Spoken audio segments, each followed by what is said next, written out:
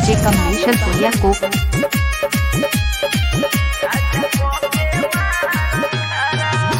होला जवानी नहीं राजा जी संभारो हे राजा आओ आज प्यार करो कपड़ा उधार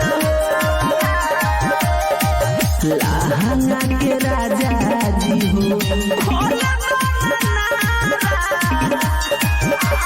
जन्म जन्म का साथ है तुम्हारा हमारा राजा को के मारो खारा जन्म जन्म का साथ है तुम्हारा हमारा राजा को के मारो खारा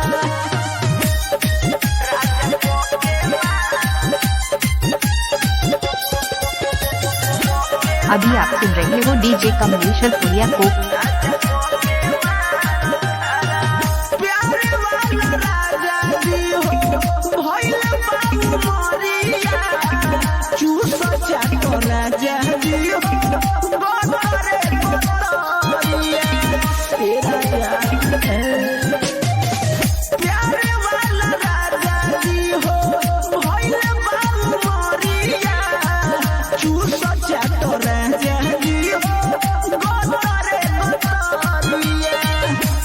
कबीर से मन ना भरे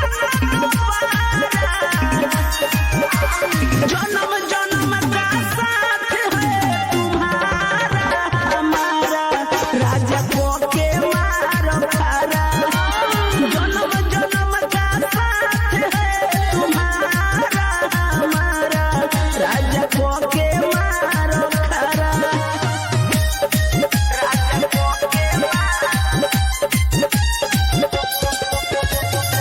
अभी आप सुन रहे हो डीजे कमलेश पुरिया को।